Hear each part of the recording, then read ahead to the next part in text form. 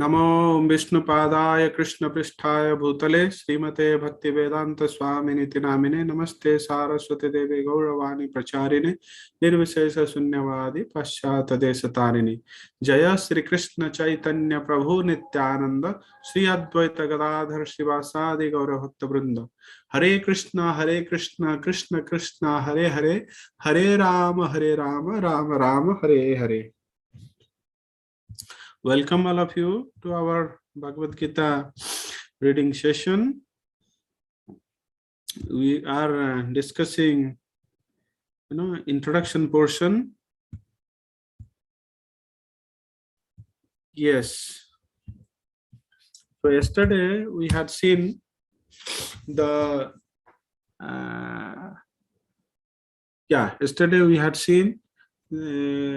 the whole material creation is not fully manifested.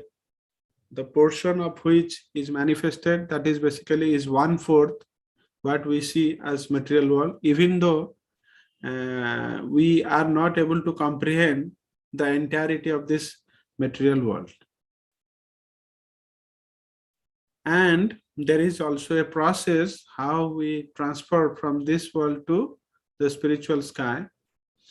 It is being recommended that death is a very important event. Life is preparation and death is an examination. At the time of the death, the quality of our desire and quality of our activities will be checked, and accordingly the body will be awarded to us. So at the time of the death, if we will be remembering Krishna, then we will go to him. Three different transcendentalists like Brahmavadi or Jnani, Yogi and Bhakta, they meditate on different aspects of the Supreme Lord and they get into the spiritual sky. Jnani attains the Brahmajyoti, whereas devotee, he attains the supreme planet. He makes an entry to the Golok planet and makes a living there along with the Supreme Lord. So all this we had seen yesterday. Let us begin our today's reading. The Supreme Lord has diverse and innumerable energies which are beyond our conception.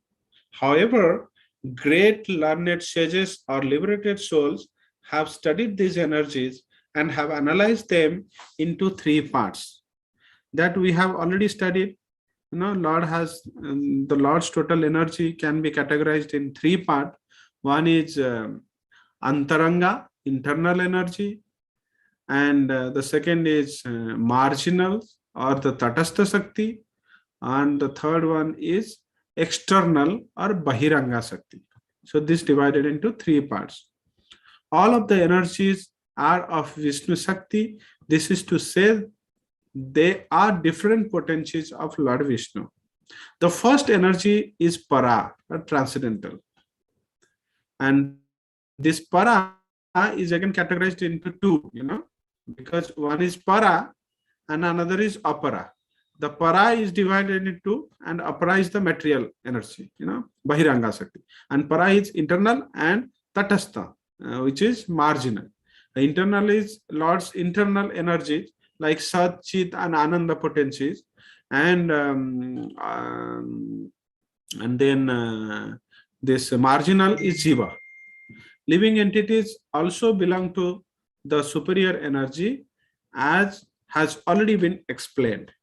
The other energies of material energy, the other energies or material energies are in the mode of ignorance, because this material energy has no consciousness. This is devoid of consciousness, and these are in mode of ignorance. At the time of death, either we can remain in the inferior energy of this material world, or we can transfer to the energy of the spiritual world. So, the Bhagavad Gita 8.6 says, Yam yam vapi smaram bhavam tyajante te kalevaram tam tam evaiti kaunteya sada tad bhava bhavita. Sada tad bhava bhavita. Yam yam tam tam. Yam yam vapi smaram bhavam. त्यजन्ते ते कलेवरम tam tam evaiti kaunteya sada tada bhava bhavitah. Whatever state of being one remembers when he quits his present body in his next life, he will attain to that state without fail. So at the time of the death, whatever he remembers while quitting the body, he will get that in the next life. So this is the law of last thought. Law of last thought, like Newton's laws of motion, has various first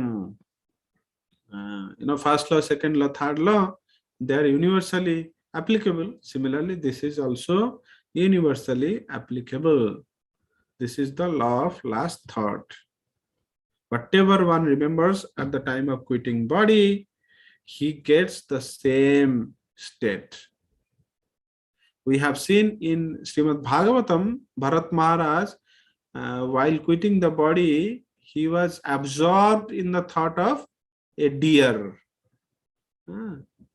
And in the next life, he became a deer. In life, we are accustomed to thinking either of the material or of the spiritual energy. We cannot, stay idle. Our mind will definitely roam on some object, either material or spiritual. Now, how can we transfer our thoughts from the material energy to the spiritual energy? There are so many literatures which fill our thoughts with the material energy, like newspapers, magazines, novels, etc. Our thinking, which is now absorbed in these literatures, must be transferred to the Vedic literatures. When we read so much of this newspaper, magazines, novels, they are talking of mundane, materialistic topic. So by reading this, that stays in our mind. Sometimes we contemplate on that. In newspaper, various such nonsense news we see, which we have nothing to learn as such. So all this goes on, and sometimes we engage in prajalpa, unnecessary mundane talks on those topics. And in magazines, some obscene images, some attractive objects, advertisements were there. So that basically will fill up our mind with lot of desires to attain those objects. You see a very beautiful new launch car image. Oh, I want to have this. So all these things are there. In the novel, you will read about some good romantic scenes about a man and a woman, and how woman is taking care of him, how man is really giving up everything just to satisfy her. So all these things we started imagining. So this will fill our mind with all this kind of materialistic topic. The great sages, therefore, have written so many Vedic literature such as Puranas. The Puranas are not imaginative. They are historical records. In the Chaitanya Charitamrita, Madhya Lila 20.122, there is the following verse. Okay. So, just because, to give a treat, to give a treat to your mind, sages have composed Vedic literatures. These Vedic literatures, if someone reads, then his mind will be absorbed in the spiritual energy of the Lord. And this Puranas, people sometimes call it, mythology. which something is imaginative. No, my dear sir, Puranas are not imaginative. They are historical records. Why they are called Puranas? Because what is the difference between Puranas and Itihasa? Itihasa means there is a chronological event, or and that is the definition of the modern historians. But actually in Vedic age, Itihasa and Purana both are the past events, but Itihasa is something, those literature where when author was writing, he himself was present, or he himself is a character in that epic. Like Vyasadeva, while writing Mahabharata, he himself is a character in that Mahabharata, and he was living at that moment. Similarly, says Valmiki, when writing Ramayana, he was also a character in Ramayana and he was living. So that's the reason these two epics are called Itihasa. Whereas the Puranas, they are the historical events the sages are recording afterwards. That's the reason they are Puranas. So Vyasadeva has written many Puranas, and these were happened in past, and Vyasadeva was recording afterwards. So in Chaitanya Charitamrita Madhya Lila, so Chaitanya Mahaprabhu says why these Vedic literatures are being created. Maya Mugdha Jivera Nahi Swataha Krishna Jnana Jivera Kripaya Kaila Krishna Veda Purana. Maya Mugdha, the Jiva is deluded by the Maya energy, the illusory energy. Jivera Nahi Swataha Krishna Jnana. Naturally, he do not have the remembrance of Krishna. He has forgotten. He has forgotten about Krishna. So Jivera Kripaya Kaila, just to remind him this knowledge of Krishna, his eternal relationship with Krishna. Krishna himself, Krishna himself took a literary incarnation called Krishna Daipayana Veda Vyasa. Krishna Kaila Veda Purana. He has written the Vedas and Puranas. The forgetful living entities or conditioned souls have forgotten their relationship with the Supreme Lord, and they are engrossed in thinking of material activities. Just to transfer their thinking power to the spiritual sky, Krishna Daipayan Vyasa has given a great number of Vedic literatures. First, he divided the Vedas into 4, then he explained them in the Puranas, and for less capable people, he wrote the Mahabharata. In those Vedic ancient time,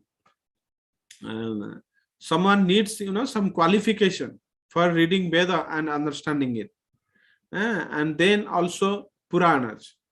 But Mahabharata is composed for them who are not supposed to have that high qualification. This is very simple and has been written in a story form. And the same Vedic principles have been illustrated in Mahabharata. If someone reads Mahabharata, in those stories, all the Vedic knowledge are embedded in it. Like Bhagavad Gita is part of Mahabharata, and this is the essence of all Vedas. In the Mahabharata, there is given the Bhagavad Gita, then all Vedic literature is summarized in the Vedanta Sutra.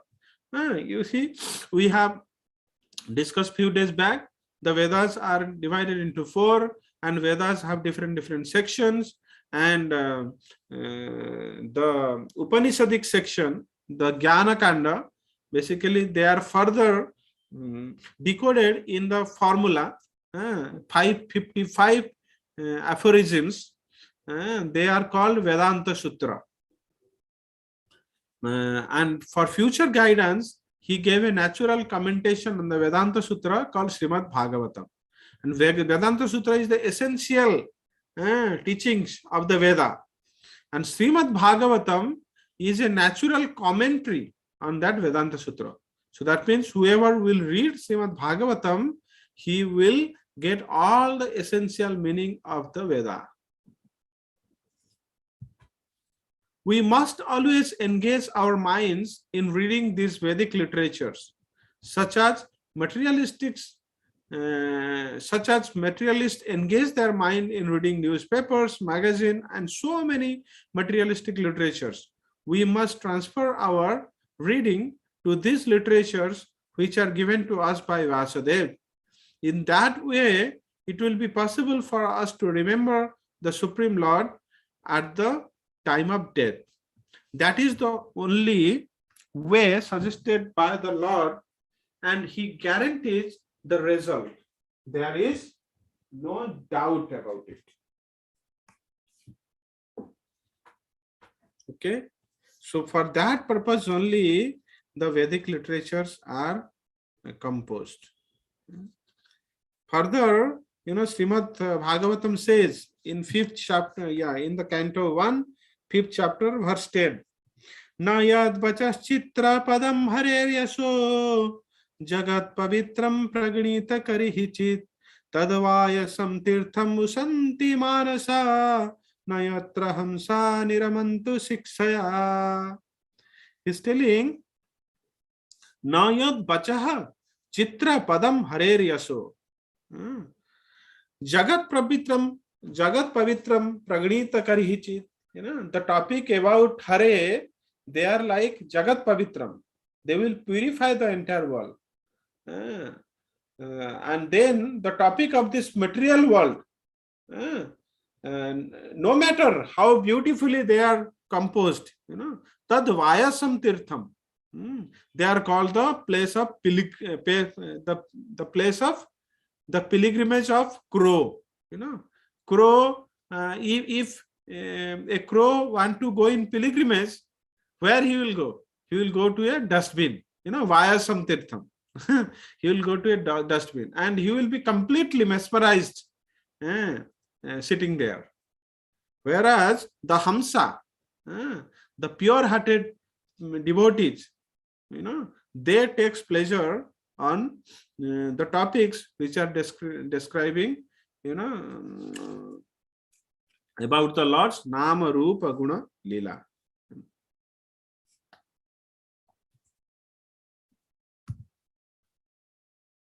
Further, Bhagavad Gita says, Tasmat sarvesu kalesu mam anusmara yudhyacha mayarpita mano buddhir mam evaisyasi asamsayah. Tasmat sarvesu kalesu mam anusmara yudhyacha mayarpita mano buddhir mam evaisyasi asamsayah. Tasmat sarvesu kalesu mam anusmara yudhyacha. Krishna here instructing Arjuna, mam anusmara yudhyacha. Remember me and do your fight. Someone may ask a question, oh, if I will remember every time Krishna, then how I will maintain myself? Krishna is not telling that impractical thing. He's telling it is possible. You think of me and simultaneously you also work. How? You might also ask, oh, if I will work without any concentration and think about Krishna simultaneously, then I will not be able to do my work properly. How does it mean that you have to develop love for Krishna? If you develop the love for Krishna, Krishna always will be there in your mind, in your heart. With that consciousness, while you work, you will see Krishna in every work.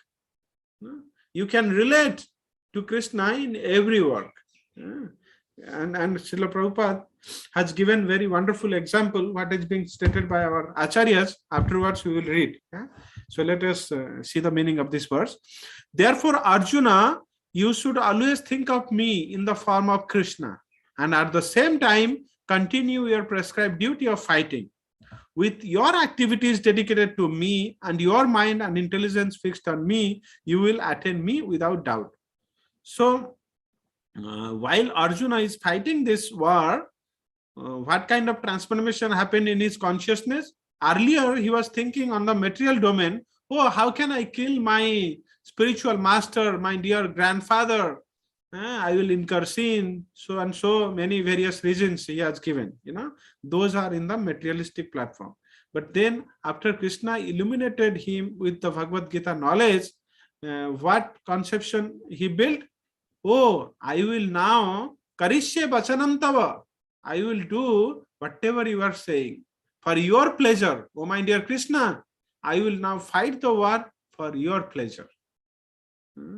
I give up my so-called selfish weakness, soft-heartedness. I will now fight on account of you. So that means when he is doing the Lord's work, while fighting also he will definitely remember about the Lord, because he thinks this as a service to the Supreme Lord. Why it is a service to the Supreme Lord? Because the will of the Supreme Lord is to establish dharma on this Bharatavarsha and establish a dharmic and religious king, and under whose guidance the entire world will be ruled.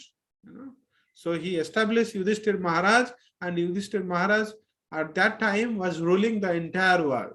And when a dharmic king will be there, there is a greater possibility for the citizens to practice or to lead the life in a religious way, which is very favorable for spiritual practice. So that is the ultimate will of Krishna.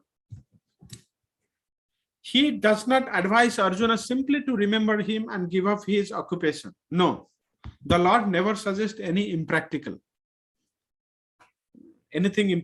In this material world, in order to maintain the body, one has to work. Niyatam kuru karma tvang karma jayo hi akarmanaha sarira yatra pichate na prasidhyat akarmanaha. Na prasidhyat akarmanaha. Without any work, nobody can live. Sarira yatra pichate. Just to maintain your body, you need to work. Niyatam kuru karma tvang karma jayo hi akarmanaha. Karma, working, is definitely better than not working. Human society is divided according to work. Varnasrama maya srishtam. Chaturvarnam maya srishtam guna karma vivagasa. Further Krishna says in chapter 4. Chaturvarnam maya srishtam guna karma vivagasa. According to the occupation and the nature, the qualities, guna karma. These are the two aspects by which the whole society is divided into 4 divisions. That is Brahmana, Kshatriya, Vaishya, Shudra. Later on, this became misutilized. It's not that Brahmana you will get by birth, or Kshatriya by birth, or Vaishya by birth, or Shudra by birth. No. Krishna says, Chaturvarnam maya srishtam guna karma vivagasa. He has not spoken that janma vivagasa. No. Okay. Guna karma. If you are inheriting the qualities and occupation of a Brahmana, you are a Brahmana. So similarly, Kshatriya, Vaishya, Shudra. So later on, they were tampered. So that's the reason they could not go for long. So now, afterwards, because of unsuccessful implementation by the so-called leaders of the society, this has been failed. Otherwise, in the Vedic time, this was a very successful social rule, because it has been created by the Lord himself. How can there will be flaw in it? But no matter how good the plan would be, a bad implementation will always result in chaos. The Brahmana class or intelligent class is working in one way, the Kshatriya or administrative class is working in another way, and the mercantile class and the laborers are all tending to their specific duties. In the human society, whether one is a laborer, merchant, administrator, or farmer, or even if one belongs to the highest class and is a literary man, a scientist, or a theologian, he has to work in order to maintain his existence. Everyone has to work, no matter in what grade he is, in what class he is, and in what type he is. Everyone has to work in order to maintain his existence. The Lord therefore tells Arjuna that he need not give up his occupation, but while he is engaged in his occupation, he should remember Krishna. Mam anusmara yudhya cha. If he does not practice remembering Krishna while he is struggling for existence, then it will not be possible for him to remember Krishna at the time of death. So, like in the past, if we have some great experiences, in our leisure time, they used to come to our head, and after thinking them, we release.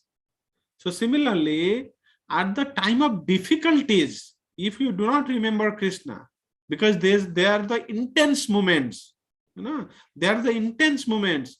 If at those intense moments you take the surrender of Krishna, then there is a high possibility, there is a high possibility that you develop an intimate relationship, and at the time of the death, you will be able to remember. Yeah, like Kunti Maharani says, you see, there are a lot of calamities in the life of Pandavas. If you examine the life of Kunti Maharani, it is full of tragedies.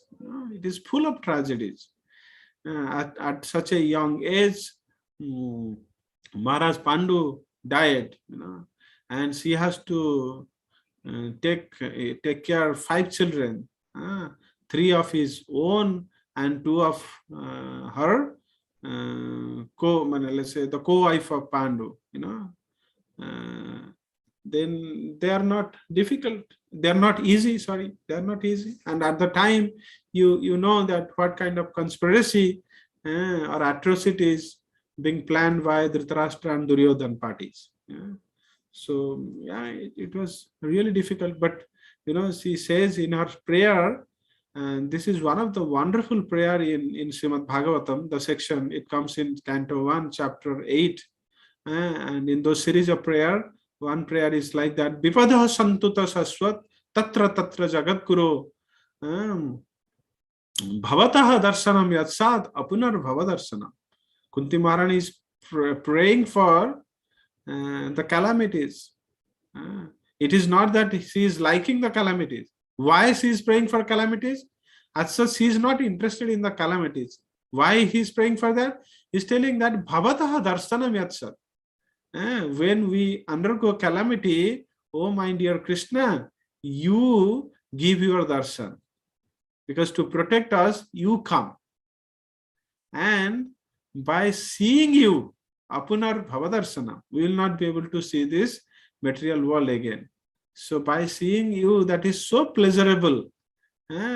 So these calamities are tuchha, are insignificant in comparison to your darshan. Lord Chaitanya also advises this. He says, Kirtanya Sadahari. Kirtanya Sadahari. Always do Sankirtan. One should practice chanting the name of the Krishna always. Hare Krishna. Thank you all very much. Time is up. So we are ending the session today here. Bhagavad Gita ki jai, Srila Prabhupada ki jai. Thank you all very much for your patient hearing. Hare Krishna.